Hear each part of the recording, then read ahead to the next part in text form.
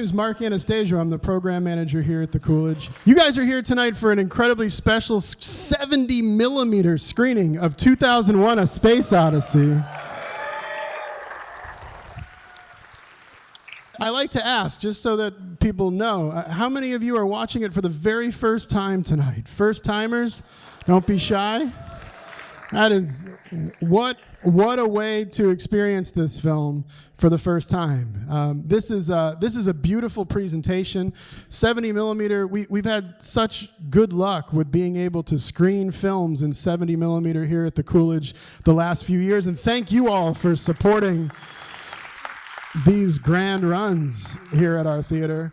Tonight we have a very special guest with us, one of the brighter stars in 2001: A Space Odyssey. Keir Dullea is with us this evening. I'd like to bring Keir down for an introduction, if you don't mind. That sound good? Keep it going for Keir Dullea, ladies and gentlemen. Thank you. Wow. All I can tell you how much I appreciate your enthusiasm and how excited I am that many of you have never seen the film. And you have a treat, because it's an amazing film, and a lot of people who have only seen it on a TV screen, and they say that when they see it big the way it's going to be this evening, they can't believe it's the same film. There's so many things. For those of you who've only seen it on a small screen, how many people have seen the film but never seen it on a large screen? I'm just curious. Wow. Well, you're going to be seeing a different film. And I don't know if you know that Christopher Nolan, a well-known film director who did Dunkirk, among many other wonderful films, he was really responsible in so many ways of making what you're going to see. He worked on this. He had Stanley Kubrick's notes, and we saw it at the Cannes Film Festival a few weeks ago, and that was the first showing. It was a whole red carpet event, and it was absolutely amazing. I'll just say very quickly, the other difference of speaking to an audience such as yourselves that make it so special is that I don't know how many of you know that this film did not do well when it first began. And I'll just give you an example. The second world premiere, there were three what they called world premieres, Washington, D.C., New York City, and Los Angeles. The New York City one, where you'd think everybody would really go for this film, 250 people walked out of the film when it was half over. Also, this film got terrible reviews for the most part. More than 50%, 60 or 70% were terrible, and MGM was really worried that they might have to pull it. Well, within a few months, suddenly, or maybe it was a matter of weeks, they realized that suddenly there were lines around the block, and it was the younger generation that made this film initially successful. And it outgrossed, for the whole year, it was the largest grossing film, the 2001. So though many of you older folks were part of that young generation, right? And I'll just leave. We'll be doing a lot of talk about the details of my experience and so on after you've seen it. But I'll just add that MGM got a feeling that this younger generation, many of them may have been smoking funny cigarettes. So they had a new poster that came out, and the new poster, like 2 months later, said, "2001: A Space Odyssey, the ultimate trip." There you go. So enjoy the ultimate trip. Bye. See you later.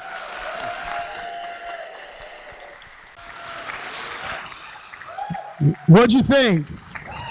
What a film, right? We're gonna get into a discussion here soon, and I hope that you all have. I'm sure you have questions. So without further ado, I'd like to bring Keir Dullea to the stage, if that's all right with you. Keir Dullea, ladies and gentlemen.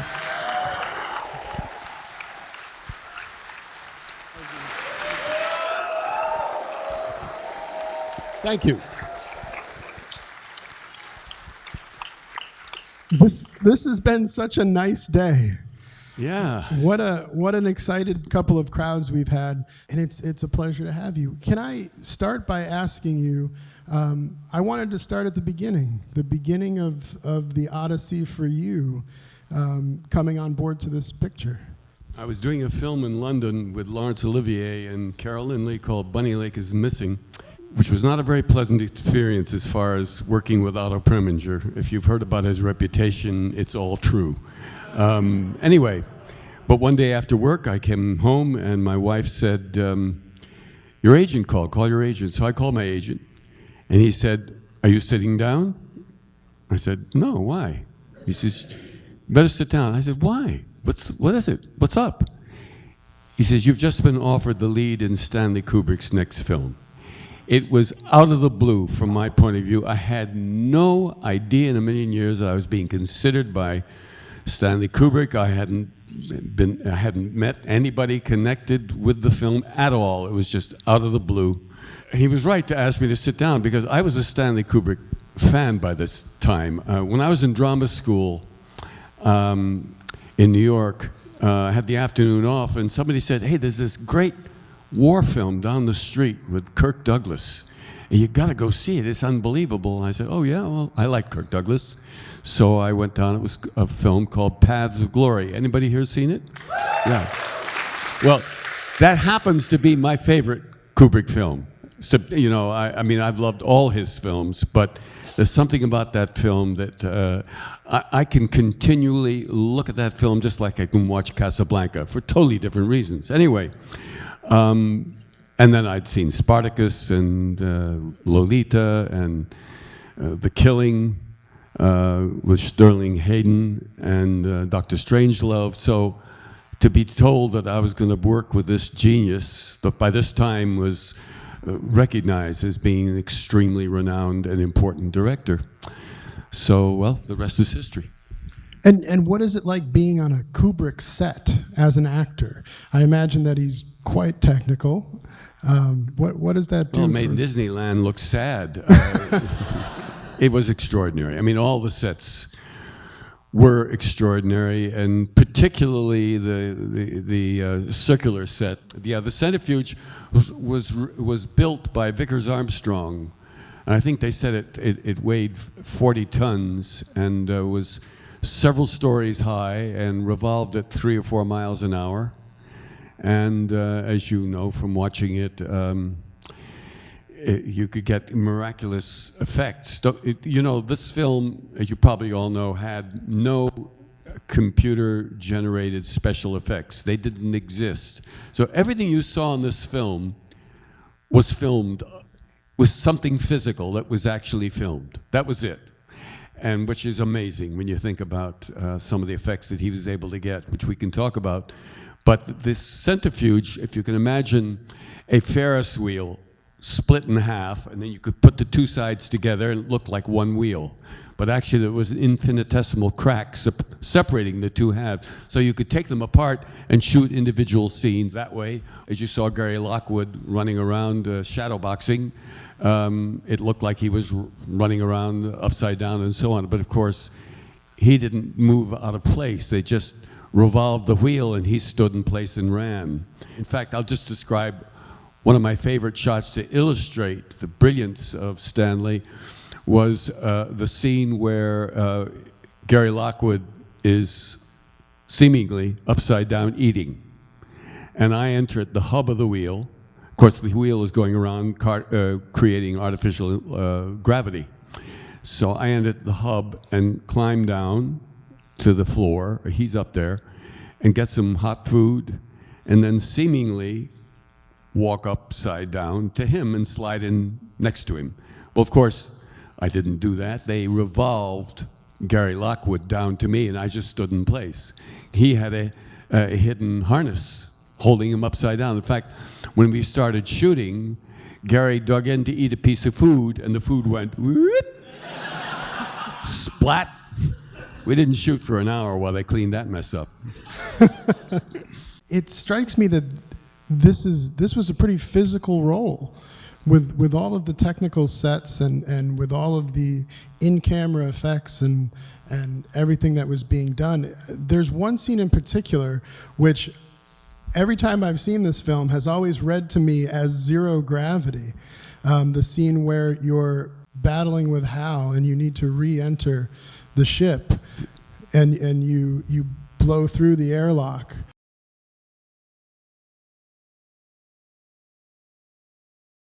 That scene I've always thought must have been done on some sort of zero-G set. Actually, the set was built upside down so that it looks like when I'm hurtling through the air that I'm weightless, bouncing around in there, but actually the opening to the pod is up there.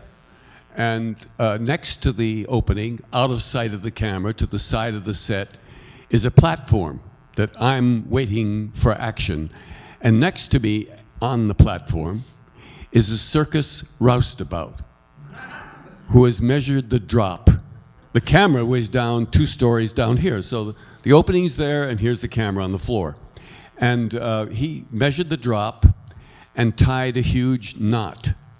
Then he doubled it, so he had 2 knots to wait for.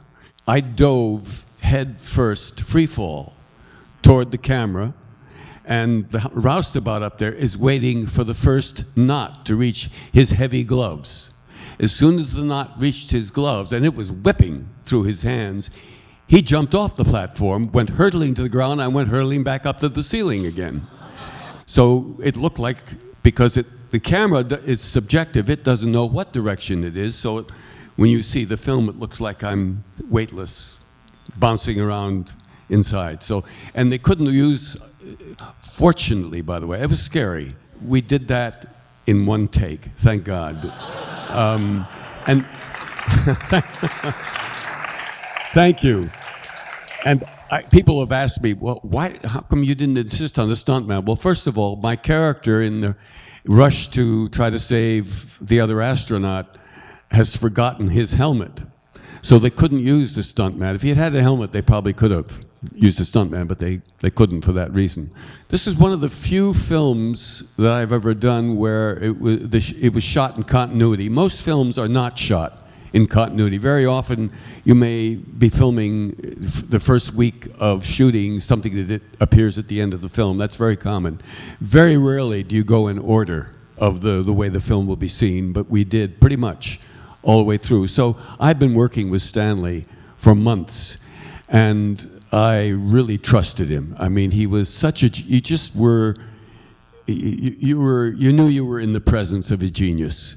And so I trust him. I thought, well, it's going to be all right. Stanley Kubrick's in charge. I've wondered a lot what it's like to act in those scenes where you're pitted against Hal, because your face is amazing in this picture. Your facial expressions in that incredibly tense scene are so wonderful. But I wonder what it was like capturing that performance, and who were you playing against in those scenes where you're asking Hal to open the pod bay doors?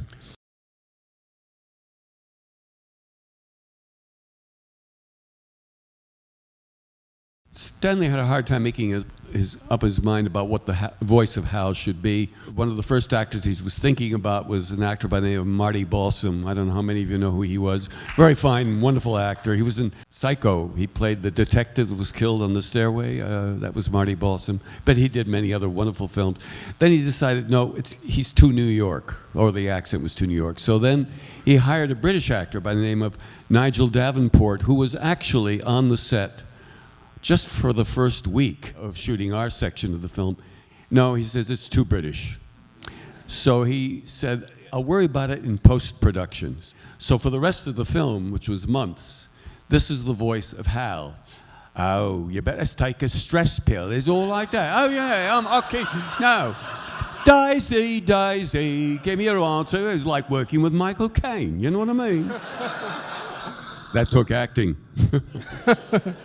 Was that voice, was someone playing the part of Hal, and what type of direction were you getting from Kubrick in those scenes? Well, he didn't do a lot of directing our performances so much as, move a little to the right so the light would be on, or Stanley had, and you can see Malcolm McDowell in Clockwork Orange.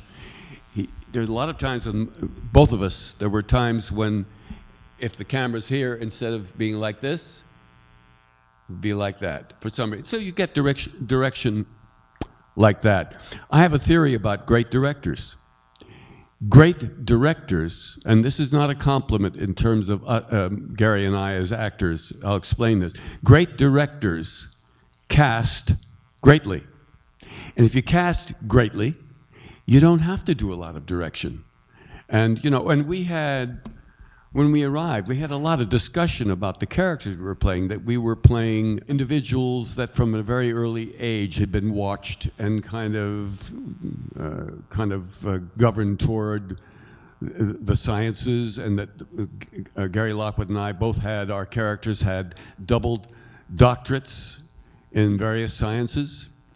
And that the most important thing was that our psychological profiles would be of individuals where in the face of something terrifying that would cause all of us to run screaming out the door, would with our characters just maybe raise an eyebrow. So, and it's been said many times that people felt we were maybe more mechanical and more machine-like than Hal was. And I think that was done purposely. And the other thing about, as our section of the film begins, there isn't a lot of dialogue. There's not a lot of dialogue throughout the whole film. But don't forget, the two of us, the two astronauts who are awake, and the other ones, of course, in hibernation, have been in space, in this spaceship, for months.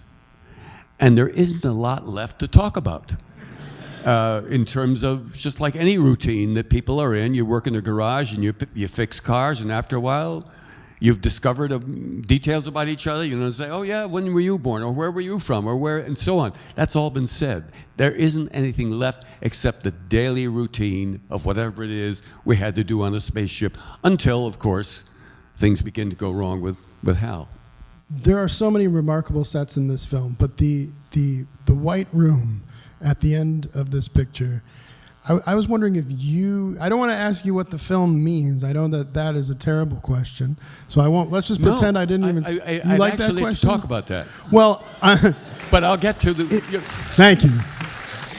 Specifically, I think I've heard that you have an interpretation of where that room comes from. Well, I do, and I'll give you that first, but I think it's kind of mundane. I'll talk about that, but then I want to talk about the general question that's we're asked so often is, what is the ultimate meaning of this film?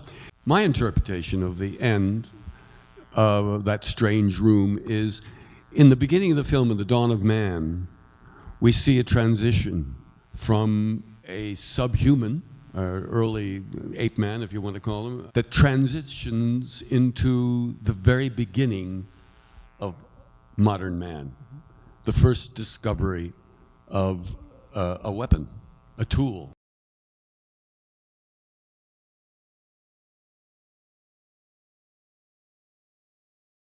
And then the next thing, of course, we're in modern times, and Floyd is going to a space station and all the rest of it. My interpretation is there are two major transitions depicted.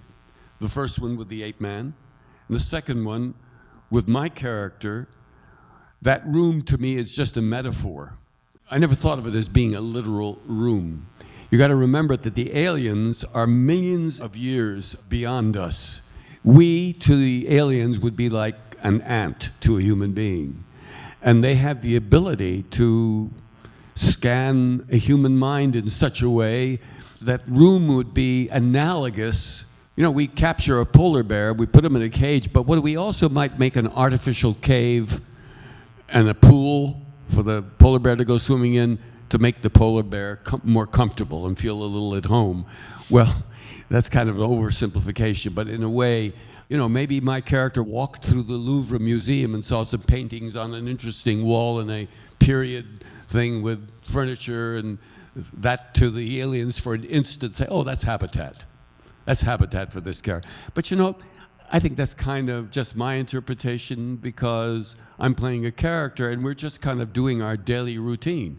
In terms of what does this film ultimately mean, I'd like to paraphrase something that Stanley Kubrick said. You can get this online. There's a great interview that Stanley did the year the film came out with Playboy magazine. It's extraordinarily brilliant. But anyway, at some point, Stanley said, how do you explain in words Beethoven's Fifth Symphony? How do you say that? What words would you put on the printed page or speak? to express. You can't. Why? Because everyone who listens to that music is going to get a different emotional response because their psyche is different. All of us are going to feel something different. It isn't going to be the same for every person. And the perfect way to prove that, although Stanley didn't mention it, is the Blue Danube.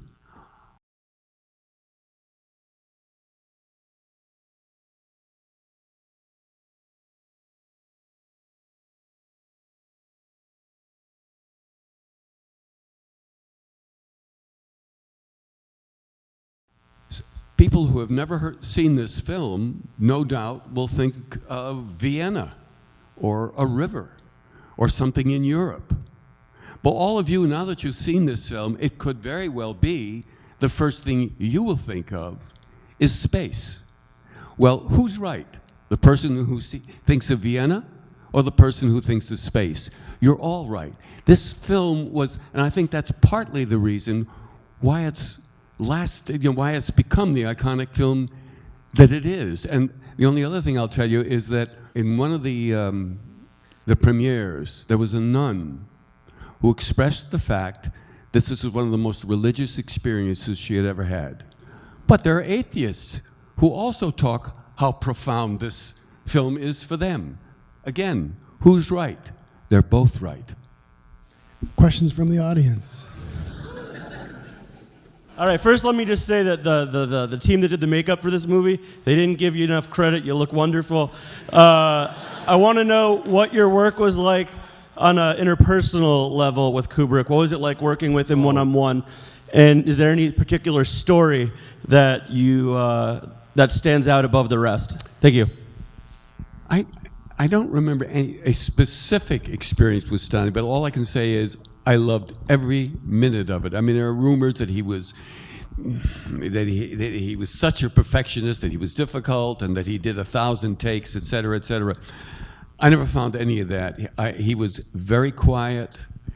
He never raised his voice. You never felt that you were afraid of making a suggestion. He was always open to listening to us. Didn't mean he used them, but he never put you down for suggesting something. And a few things ended up in the film, very few. And one, I'll give you an example. Gary Lockwood, it was Gary Lockwood's idea to have Hal read our lips. I had a far less important moment that I did suggest, and that was when I knocked the glass off the table. And I said, Stanley, instead of my just, the earlier version of my character who's just beginning to age, hears something, which is the older version sitting in the blue bathrobe eating, and all he just is kind of go like that.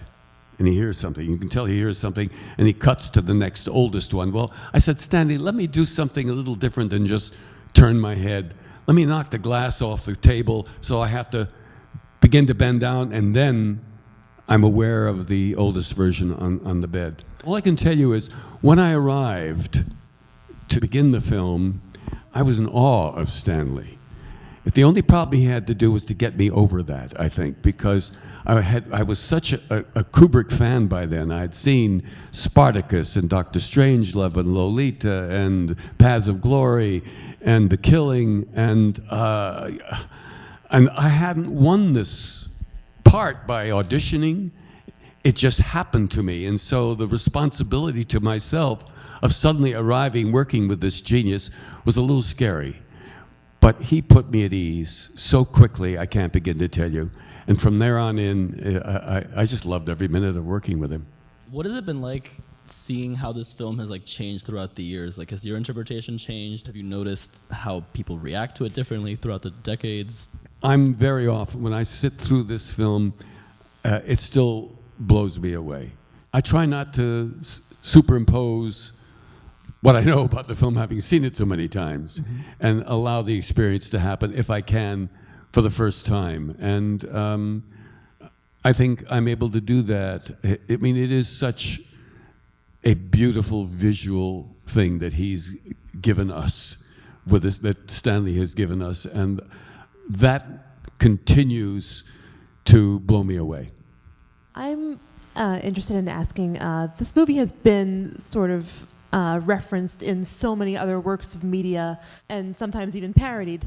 Do you have a moment where you might have seen it referenced or picked it out as an inspiration for something and thought, oh, I never expected to see a reference to this here? Like, I was just wondering if there was an especially unexpected time you saw it referenced in something. I just had the experience of attending the Cannes Film Festival, which honored this film just a few weeks ago with a red carpet event. And the fabulous director, Christopher Nolan, was there. I've talked about the influence that this film has had on them. And meeting Christopher Nolan, as a matter of fact, he was greatly responsible for this new 70 millimeter print that you've just seen. He oversaw it. He had Stanley Kubrick's notes. It was what this film meant to him that made him want to be a part of this whole experience of redoing this master. So there's one example, and Cameron being the other one, of two great directors were profoundly influenced. And many other directors have mentioned that they were profoundly influenced by not just this film, but all of Stanley Kubrick's works. I've also had the pleasure and honor of meeting several astronauts, real astronauts, who have told me that this film was absolutely the reason that they ultimately became astronauts. I got to tell you, it was really difficult not to come out here and ask you questions about what space is like. That's how effective this film is. I had a question in the scene when you are shutting down Hal. Yeah. And there's one line that you say.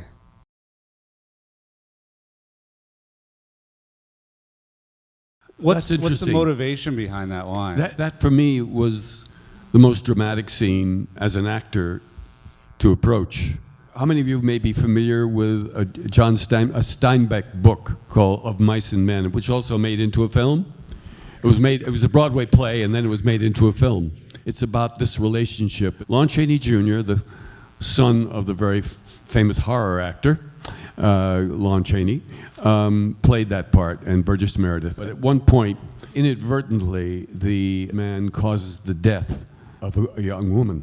Throughout the whole film, Burgess Meredith and Lon Chaney Jr., you hear this dialogue, and the man says, George, we're going to have that ranch, right, George? He says, that's right, Lenny. His name was Lenny. Well, George, and we're going to get the cows and the chickens, and we're going to get the eggs every morning. Yeah, that's right. And so on. That's the relationship, a loving relationship between these two men. Well, they realize that Lenny has caused this death, and they're going to get him and hang him. Well, that's the idea. So he's going to put him out of his misery. He doesn't want to see that happen to his friend. So he begins talking to Lenny. Hey, Lenny, we're gonna get the cow. Yeah, we're gonna get the chickens too. That's right, Lenny. And while he's talking to him, he's reaching around behind with a gun and puts a bullet through his brain and kills him instantly. And in a way, there was a parallel for me as an actor, never having put a machine out of its misery. I had to find something to use as an actor. That was the parallel situation. It wasn't just killing. Of course I am killing Hal, there's no question about it. But when he asks to sing Daisy, Daisy, when I say, yeah, go sing it to me, in a way, it's like, yeah, we'll talk about the chickens and the cows, Lenny. So there's a certain parallel there for me.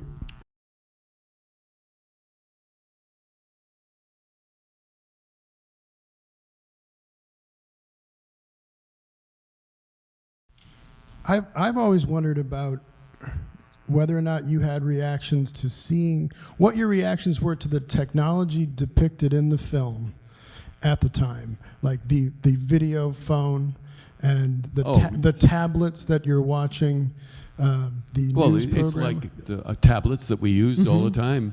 That when we're watching our interview with the BBC 12, I think it was, instead of BBC 3. Yeah, so many things Kubrick got right, I think.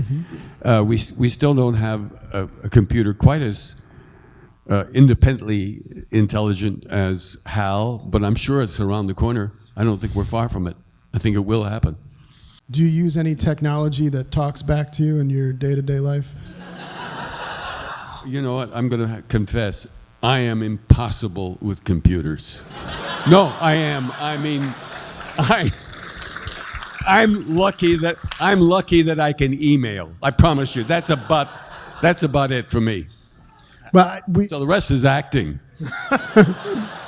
I got to tell you, I got a kick. I saw you at dinner you were doing the voice search on your phone. I got a real kick out of that because I imagined it going awry someday and talking back to you and disobeying. Just you talking to your iPhone tonight.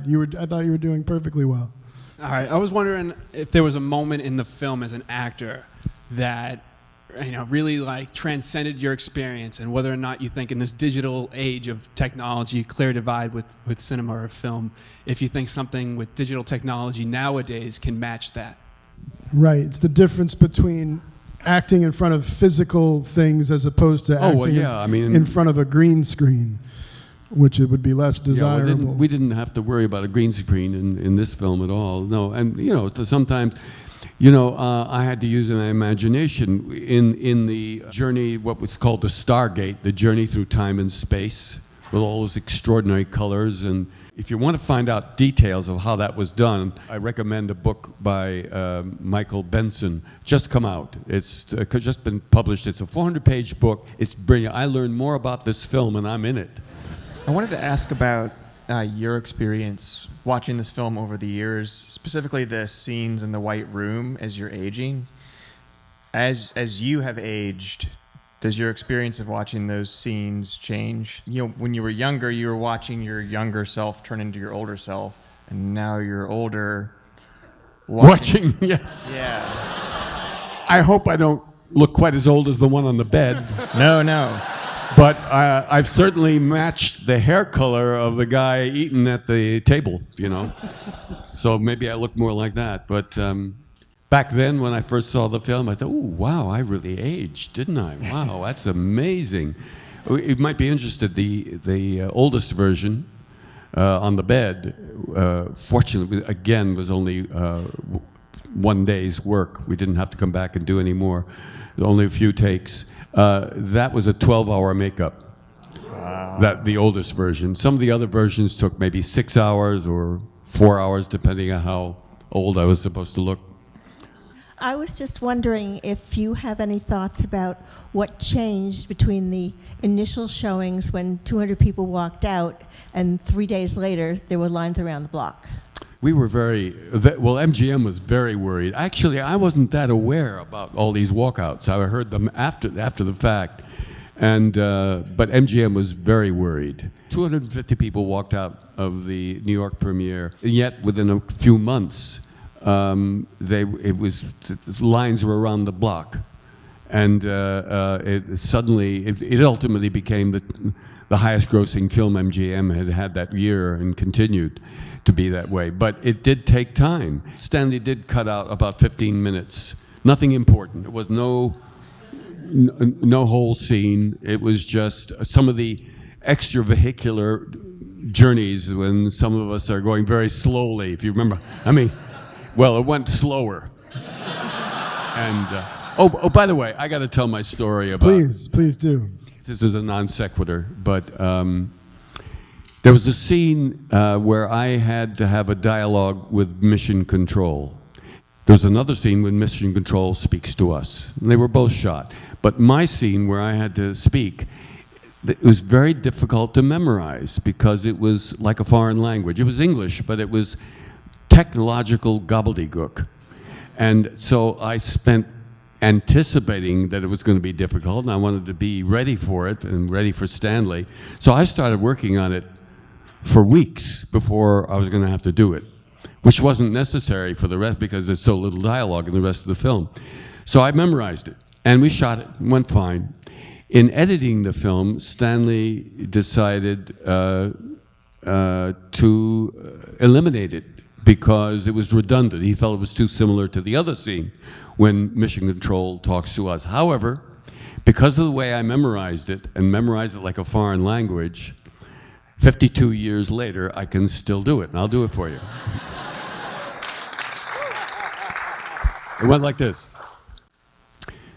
Mission Control, this is X-Ray Delta 1. At 1920 onboard fault prediction center, our 90000 computers showed Alpha Echo 35 unit as possible failure within 48 hours. Request check your in-ship system simulator. Also confirm your approval our plan to go EVA and replace Alpha Echo 35 unit prior to failure. Mission control, this is X-ray Delta 1. Transmission concluded.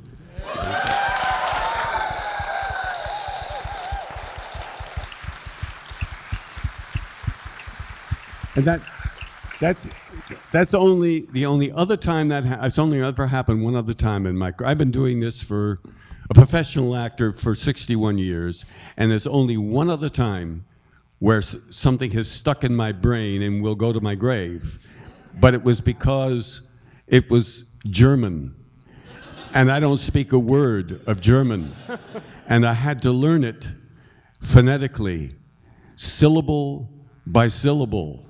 Because I had lied to the producers because I thought I have a German accent. It was quite good, you know. It's all right. It was I'd done this play if I had to pay a German, but it was in English, you know, with a German accent. I didn't speak a word of German, so they asked me if I could speak German, and I lied because I wanted to get the part. So they cast me. Well, they changed their minds just before we went to rehearsal. They decided to do it in German. So I got a friend of mine who was bilingual, and he taught me, it's just like the 2001 speech, syllable by syllable. Anyone here speaking German by any chance? No? Well, then I'll really get away with it. I'll do it very quickly, yeah? Ich bin kaputt, aber andere Deutsche kommen. Tausende andere kommen und die bombardieren.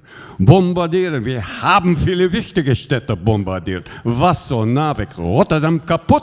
Rotterdam war in 15 Minuten kaputt. Ja, in 15 Minuten kaputt. Und wir werden sie kaputt machen.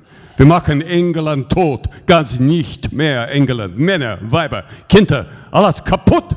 Alles tot. And that was in 1961. Oh, Dullea, you're such a show-off. So Kubrick famously kept a lot of the technology used on the film under wraps. Can you just describe what it was like to work on such a secretive set where there was so much innovation? Well, it was a closed set. Is that what you mean? Very few visitors were allowed onto the set, and all the sets were just extraordinary. Just every single one. It was just beyond. And the detail. I mean, for example, when the arms of the pod are opening the emergency hatch for me to get blown in, if you notice, there was a lot of writing around it. It wasn't phony writing.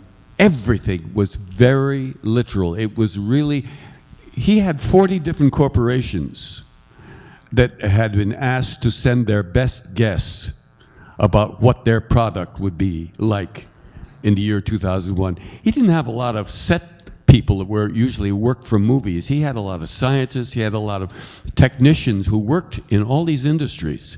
And Vickers Armstrong being the perfect example, who built the centrifuge. But he had companies that built medical equipment. He had medical equipment there that was never used in the film. He just had it in case he wanted to use it.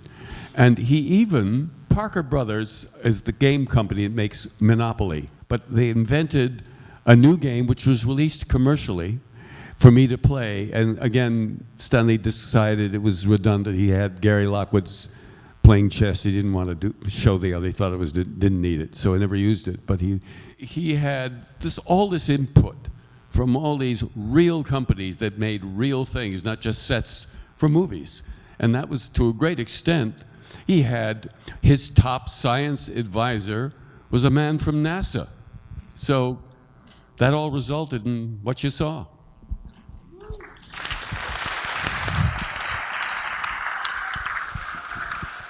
Thank you very much, Ken. This has been wonderful.